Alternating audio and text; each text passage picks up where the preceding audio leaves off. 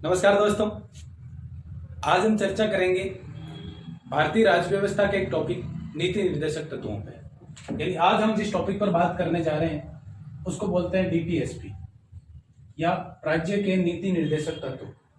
अब ये डीपीएसपी मतलब होता है directive principle of state policy, यानी राज्य अपनी नीतियों के निर्माण में किन निर्देशों का पालन करेंगे उनको हम बोलते हैं राज्य के नीति निर्देशक तत्व। यानी राज्य के द्वारा जो भी नीतियां बनाई जाती है उन नीतियों में राज्य के पथ प्रदर्शक के रूप में कौन होते हैं? राज्य के नीति निर्देशक तत्व, या जिनको हम शॉर्ट में बोलते हैं डीपीएसपी। अब आपके मन में आ रहा होगा कि डीपीएसपी जो है इनका उल्लेख भारतीय संविधान में कहाँ किया गया है। भारतीय संविधान का भाग 4 जो है वो उल्लेख करता है राज्य के नीति निर्देशक तत्वों का, और भाग 4 में अनुच्छेद 36 से लगा के और अनुच्छेद 51 तक उल्लेख किया गया है राज्य के नीति निर्देशक तत्वों का। यानी भारतीय संविधान के भाग 4 में अनुच्छेद 36 से लगा के और अनुच्छेद 51 तक किसका उल्लेख किया गया है? राज्य के नीति निर्देशक तत्वों का उल्लेख किया गया है।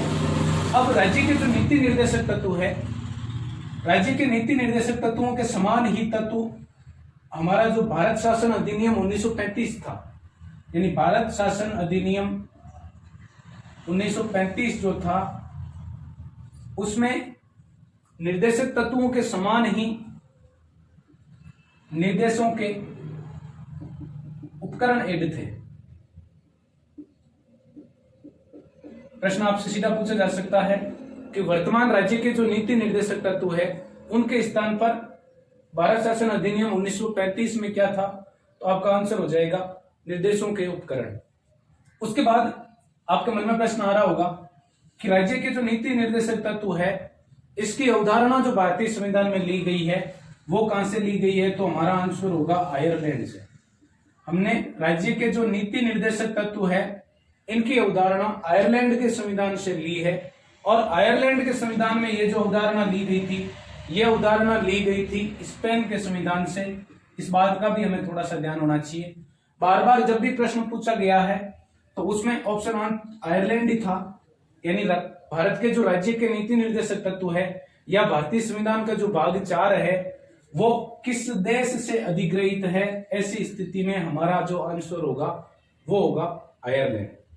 उसके बाद हम बात करते हैं कि राज्य के जो नीति निर्देशक तत्व है इनका उद्देश्य क्या है, यानी किन उद्देश्यों को ध्यान में रखकर भारत के जो संविधान निर्माता थे उन्होंने हमारे संविधान में राज्य के नीति निर्देशक तत्वों को स्थान दिया।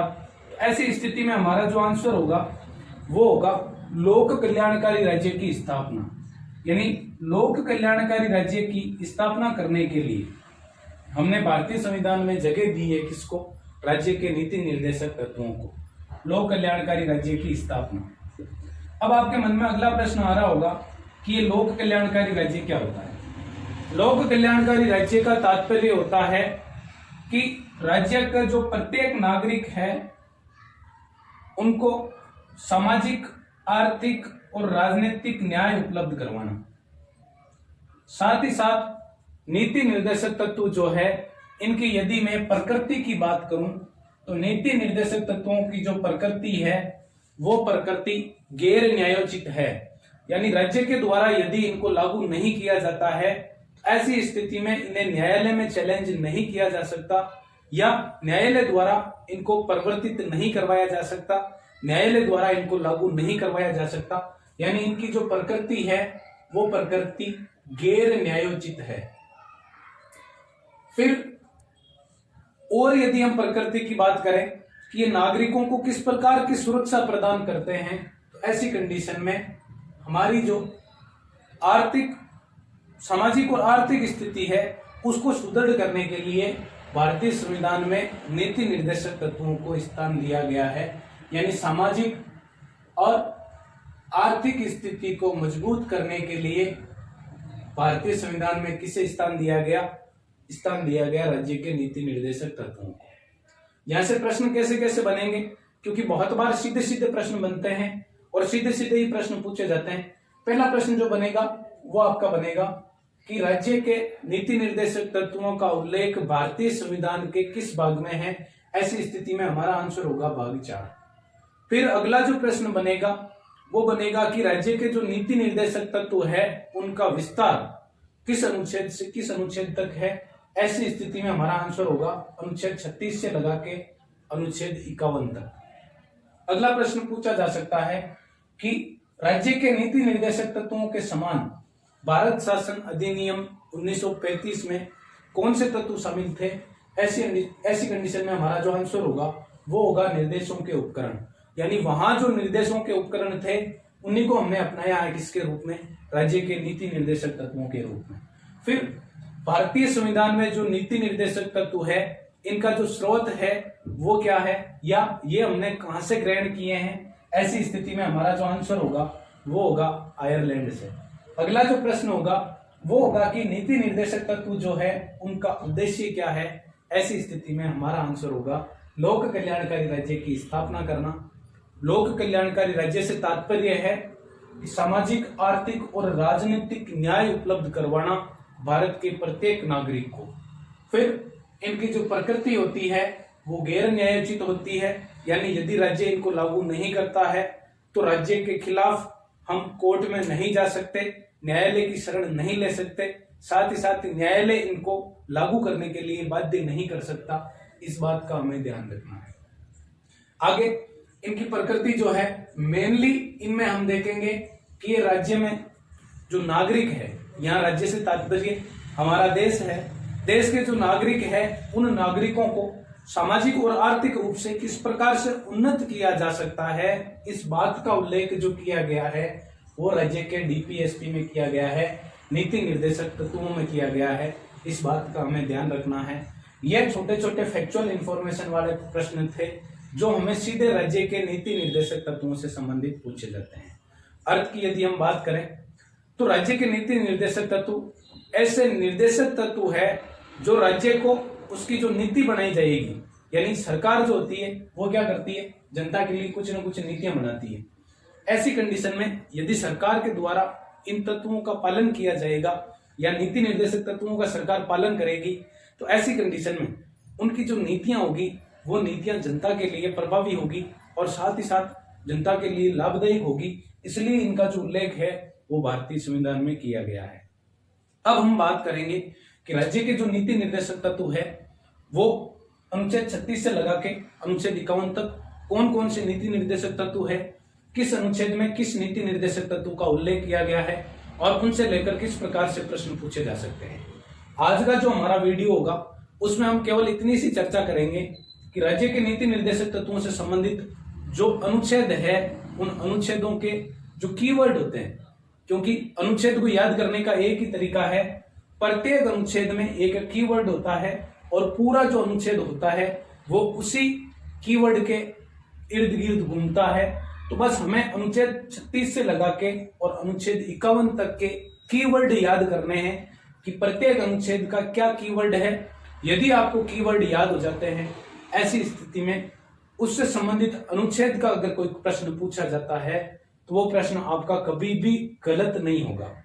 बात करते हैं हम राज्य के नीति निर्देशक तत्वों से संबंधित अनुच्छेदों को आप किस प्रकार से याद करोगे। उसके लिए बस नॉर्मल छोटी सी ट्रिक आपको याद रखनी है, एक कानीनुमा ट्रिक है, और यदि वो ट्रिक आपको याद होती है तो आपके राज्य के नीति निर्देशक तत्व जो है उनके अनुच्छेदों से संबंधित प्रश्न कभी भी गलत नहीं होगा। साथ ही साथ आपको एक बात और ध्यान रखनी है, नीति निर्देशक तत्वों के लिए सिफारिश तेज बहादुर सप्रू समिति ने की थी। प्रश्न सीधा पूछा जा सकता है कि इस समिति ने सिफारिश की, तो हमारा आंसर होगा तेज बहादुर सप्रू समिति। अब हम याद करते हैं निर्देशक तत्वों से संबंधित ट्रिक आप सीधा सा कैसे याद रखोगे। उसके लिए आपको एक स्टोरी अपने दिमाग में रखनी है और स्टोरी कुछ इस तरह से है, एक बार एक राजा होता है और एक रानी होती है। अब क्योंकि दोनों पति पत्नी है, ऐसी स्थिति में पति पत्नी क्योंकि जीवन की जो गाड़ी है उसके दो पहिए हैं, तो कई बार ऐसी स्थितियां आती है कि उनके बीच मनमुटाव हो जाता है। और ऐसा ही मनमुटाव इस कहानी में आपको देखने को मिलेगा। राजा और रानी के बीच क्या होता है, मनमुटाव हो जाता है और राजा जो है वो रानी से रूठ के चला जाता है। अब क्योंकि आदमी जब रूठ के जाता है तो कुछ ना कुछ बोल के ही जाता है, ऐसी स्थिति में राजा उस रानी से बोल के जाता है कि रानी लो, मैं संन्यास लेता हूं गांव और काम से। राजा क्या बोल के जाता है, आपको इसी प्रकार से इसको दिमाग में सेट रखना है। राजा रानी को क्या बोलता है, रानी लो, मैं संन्यास लेता हूं गांव और काम से। अब क्योंकि गुस्से गुस्से में था राजा, डिसीजन तो ले लिया, रानी को बोल दिया कि रानी लो, मैं संन्यास लेता हूं गांव और काम से, और आज के बाद तुम्हें मुंह नहीं दिखाऊंगा। राजा वहां से चला जाता है। राजा वहां से चला जाता है तो अब क्योंकि पति और पत्नी चाहे कितनी लड़ाई हो जाए लेकिन एक दूसरे के बिना मन कहां लगता है। ऐसी स्थिति में रानी जो है वो राजा के पीछे पीछे उसकी दशा देखने के लिए जाती है। रानी जाती है उसकी दशा देखने के लिए, तो दशा में वो क्या देखती है कि राजा जो है वो मजदूरी कर रहा होता है उद्योग में। रानी राजा की दशा देखने के लिए जाती है और राजा मजदूरी कर रहा होता है कहां पर, उद्योग में। रानी ये सोच के कि यार इसके तो लक्षण ऐसे ही है, मेरे से लड़के आया तो ऐसे ही काम करेगा, वो वापस उससे गुस्सा होके और वापस आ जाती है अपने घर। अब घर आती है लेकिन फिर वही बात, क्योंकि पति पत्नी है, तो ऐसी स्थिति में वो वापस दूसरी बार उसकी दशा देखने के लिए जाती है कि क्या हालचाल है, खाना वाना खाया कि नहीं खाया, कैसे हैं। इस बार जब वो जाती है, यानी फर्स्ट बार वो जब उसकी दशा देखने के लिए जाती है तो वो मजदूरी कर रहा होता है कहां पे, उद्योगों में। लेकिन जैसे ही सेकंड बार वो उसकी दशा देखने के लिए आती है और वो अचंभित हो जाती है। सेकंड बार ऐसा क्या होता है, राजा जो है वो सोसाइटी में सी की शिक्षा दे रहा होता है दुर्बल वर्गों को।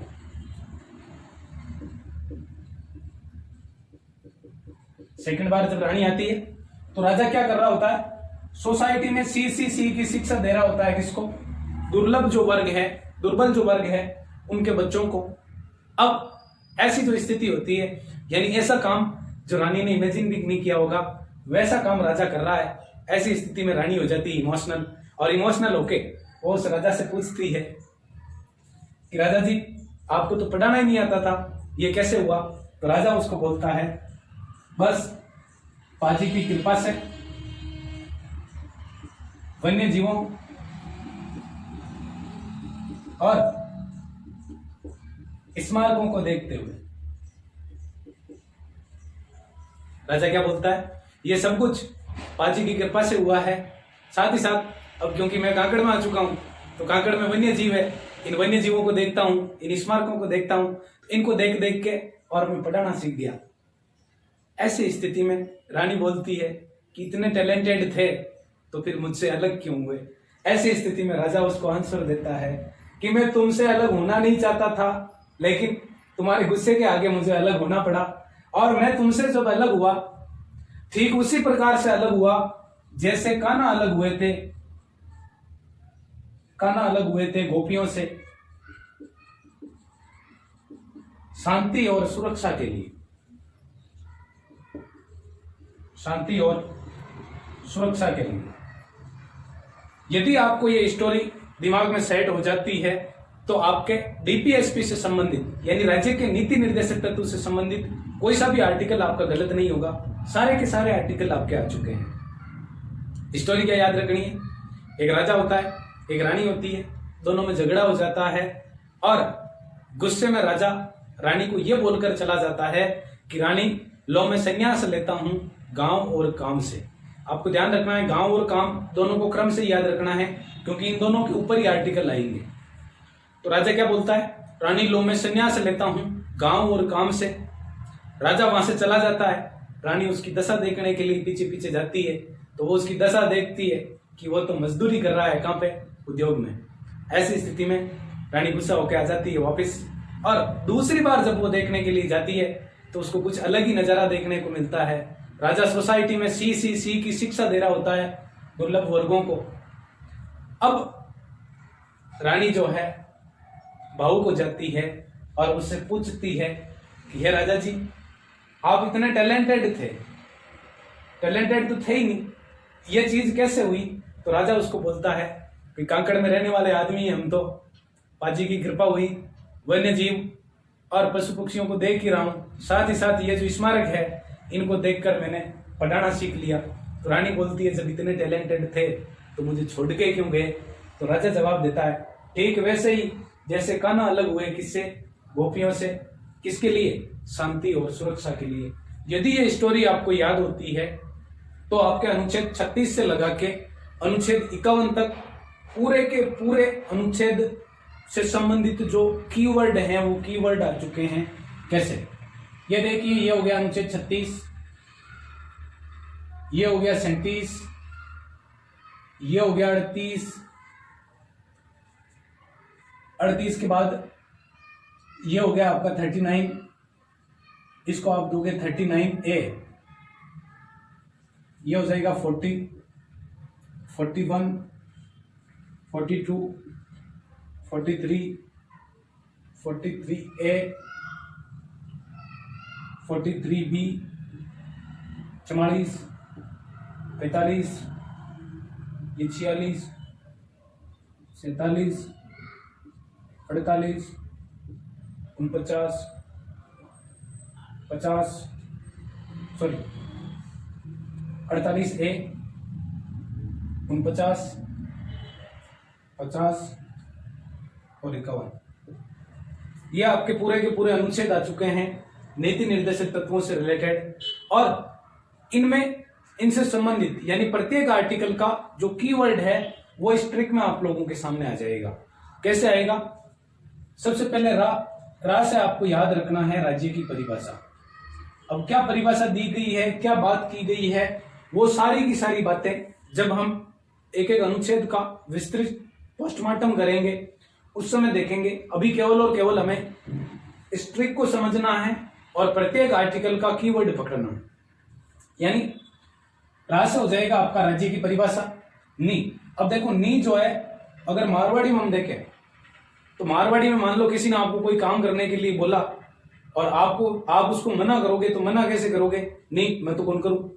नी का मतलब नकारात्मक भाव को दर्शाना, यानी नी का मतलब हम जो मारवाड़ी में नहीं बोलते हैं उस नी का मतलब होता है नहीं। यानी राज्य के जो नीति निर्देशक तत्व है वो राज्य के नीति निर्माण में मूलभूत है, राज्य को इनका पालन करना चाहिए। लेकिन यदि राज्य के द्वारा इसका पालन नहीं किया जाता है तो ऐसी स्थिति में किसी भी न्यायालय द्वारा इनको लागू नहीं करवाया जा सकता।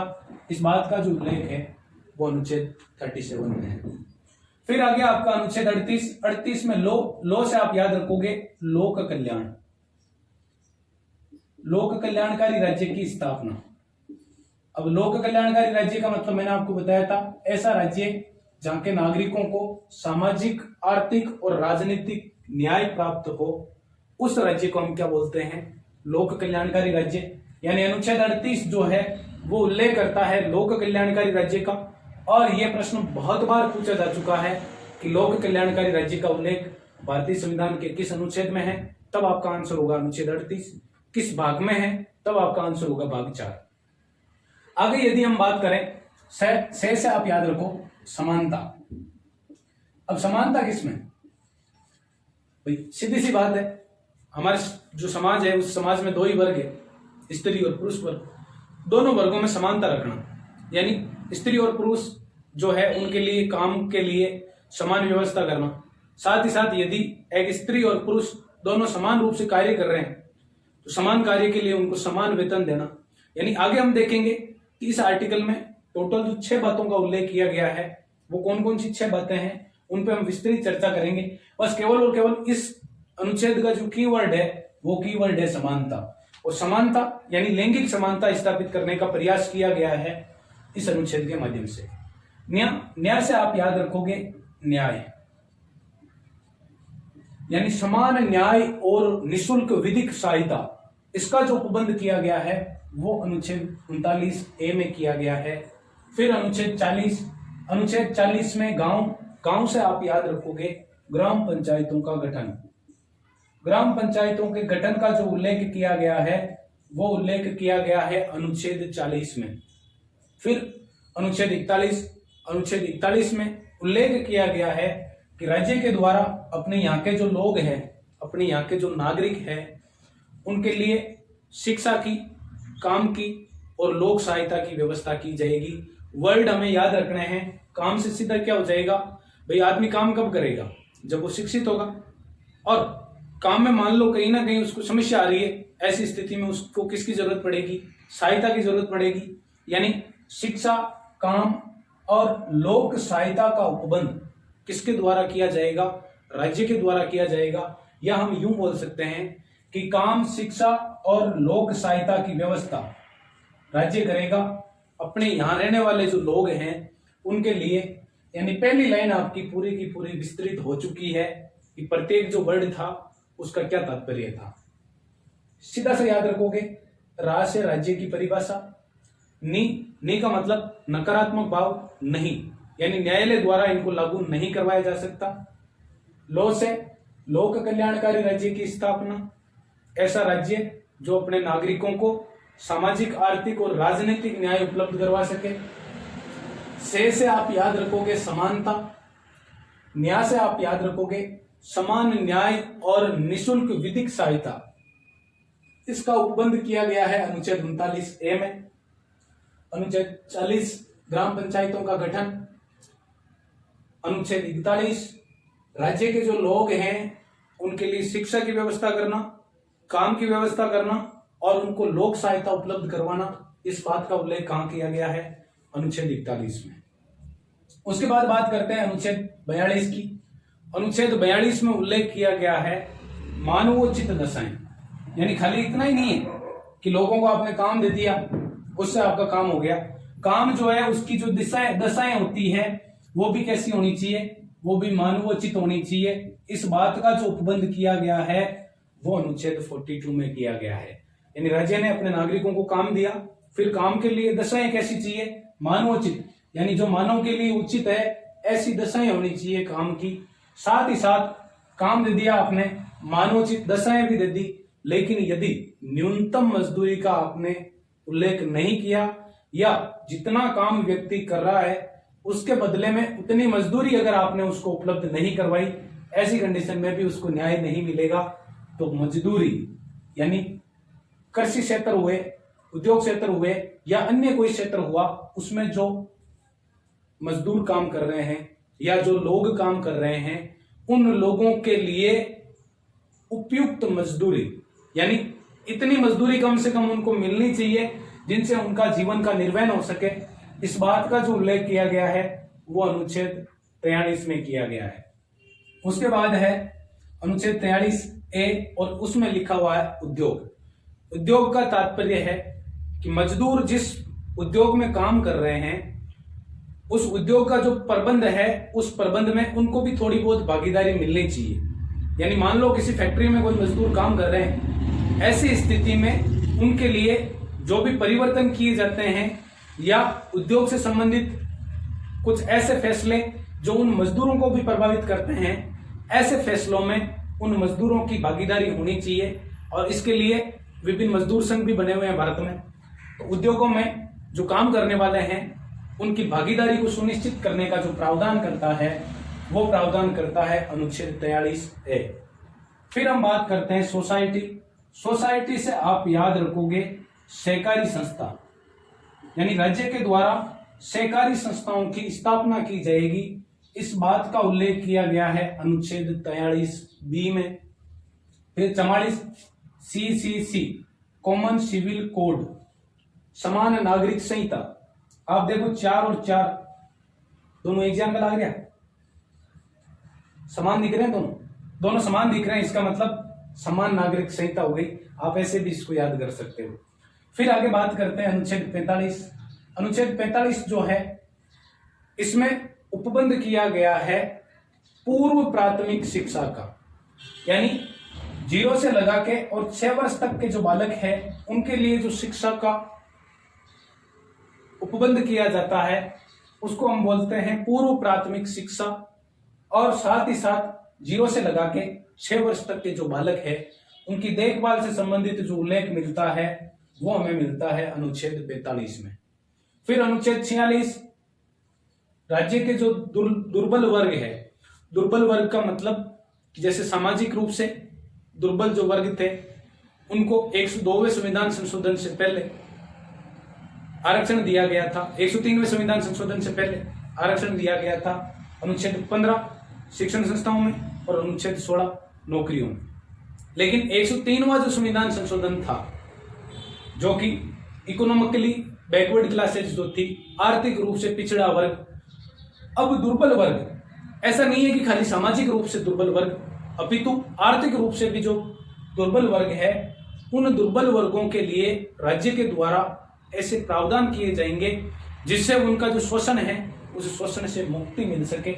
और इसके लिए पहले जो सामाजिक रूप से रिजर्वेशन था उसको थोड़ा सा एक्सटेंड करके और इकोनॉमिकली रूप से भी उसको जोड़ा गया है। और अनुच्छेद 15 जो कि शिक्षण संस्थानों में और अनुच्छेद 16 जो कि नौकरियों में रिजर्वेशन की व्यवस्था करता है उसका एक्सटेंड हुआ है। यानी अनुच्छेद 46 जो है वो प्रावधान करता है कि राज्य के द्वारा राज्य के जो दुर्बल वर्ग है, दुर्बल वर्ग का मतलब ऐसे वर्ग जिनका शोषण हो रहा है, ऐसे वर्गों के लिए ऐसे प्रयास किए जाएंगे कि उनको शोषण से बचाया जा सके।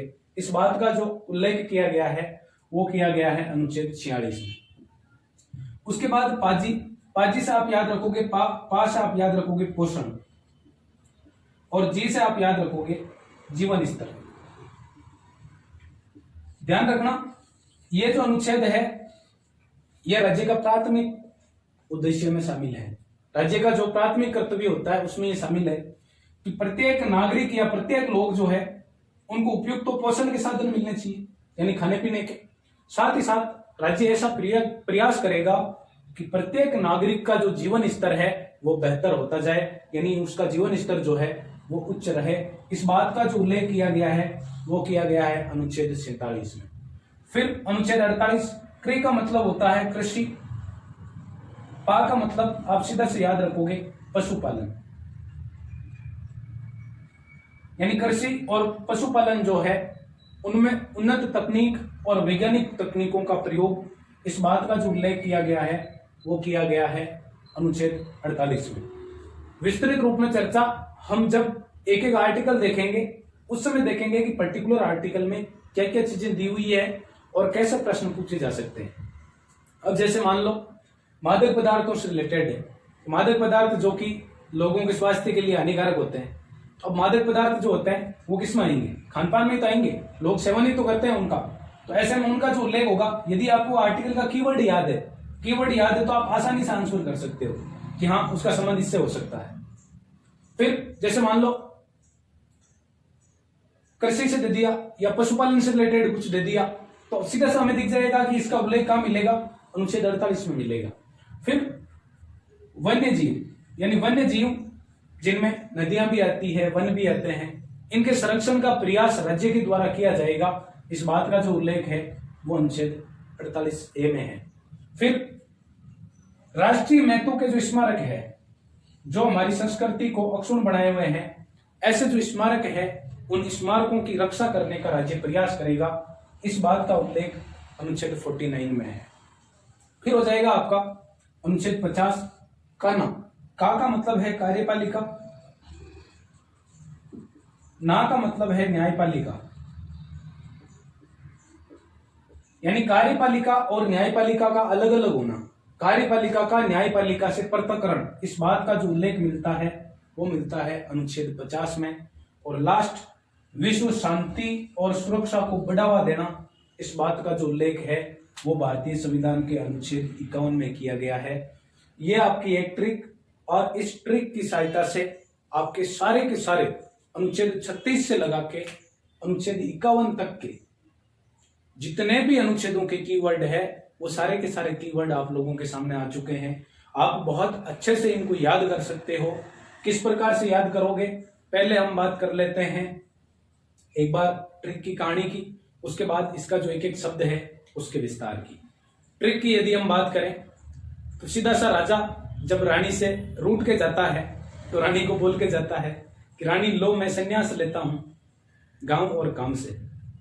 राजा वहां से चला जाता है। रानी पीछे उसकी दशा देखने के लिए जाती है तो देखती है कि वो तो मजदूरी कर रहा है, कहां पे? उद्योग में। रानी वापस आ जाती है, इसके तो लक्षण ही ऐसे ही है, करने दो इसको मजदूरी। फिर कुछ दिनों बाद वापस वो उसकी दशा देखने के लिए जाती है और इस बार बहुत बड़ा चमत्कार हो जाता है। और चमत्कार ये होता है कि वो सोसाइटी में शिक्षा सीसीसी की शिक्षा दे रहा होता है दुर्बल वर्गों को। ऐसी स्थिति में रानी भावुक हो जाती है और भावुक होकर वो राजा से पूछती है कि ये क्षमताएं तो आप में थी नहीं, फिर इतना पढ़ाने का टैलेंट आप में कहां से आया? तो ऐसी स्थिति में राजा जो है वो उसको आंसर देता है कि यही बस कांकड़ में रहते रहते वन्य जीवों को देख ही रहा हूँ, स्मारकों को देख ही रहा हूँ, साथ ही साथ मेरे ऊपर कृपा है किसकी? पाजी की। यानी राजा जो जवाब देता है कि पाजी की कृपा से वन्य जीवों और स्मारकों को देखते हुए ये पढ़ाई की टेक्निक मेरे पास आई है। तो रानी पूछती है कि जब इतना टैलेंट आपके अंदर छुपा हुआ था तो फिर मुझसे अलग क्यों हुए? तो राजा बड़ी शान से आंसर देता है, ठीक वैसे ही जैसे कान्हा अलग हुए गोपियों से शांति और सुरक्षा के लिए, ताकि घर में शांति बनी रहे। वरना पता चला कि कभी बेलन बोल रहा है, कभी कुछ चिमटा बोल रहा है, तो वो शांति और सुरक्षा घर में बनी रहे, इसलिए मैं अलग हुआ हूं तेरे से। रा से हो जाएगा आपका राज्य, नी से आपका हो जाएगा नहीं। लो से लोक कल्याणकारी राज्य की स्थापना, से समानता, न्याय से समान न्याय और निशुल्क विधिक सहायता, गांव से ग्राम पंचायतों की स्थापना। अनुच्छेद ऊपर लिखे हुए हैं, आपको सीधे सीधे याद हो जाएंगे, कहीं कोई समस्या नहीं आएगी। काम से हो जाएगा, राज्य जो है वो अपने लोगों के लिए सबसे पहले शिक्षा की व्यवस्था करेगा, शिक्षा की व्यवस्था होगी तो काम मिलेगा, और काम मिलेगा, अब काम में कोई प्रॉब्लम आएगी तो हम क्या करेंगे? सहायता लेंगे, तो सहायता को बोलते हैं लोक सहायता। यानी राज्य के द्वारा वहां के जो नागरिक है उनके लिए शिक्षा, काम और लोक सहायता की व्यवस्था की जाएगी। इस बात का उल्लेख अनुच्छेद 41 में। फिर खाली काम देने से काम नहीं चलेगा, काम के लिए आपको दशाएं देनी पड़ेगी। कैसी? मानवोचित दशाएं देके भी काम नहीं चलेगा, आपको मजदूरी भी पूरी देनी पड़ेगी।